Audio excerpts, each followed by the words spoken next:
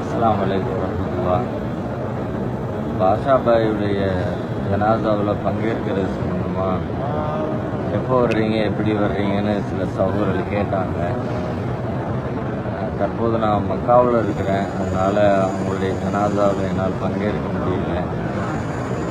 என்னுடைய வாழ்க்கையில் ஒரு நீண்ட நெடிய காலத்தை சிறையில் கழிக்கிற ஒரு சூழலை சோதனை அல்லாஹ் அவங்களுக்கு ஏற்படுத்தி இருந்தான்.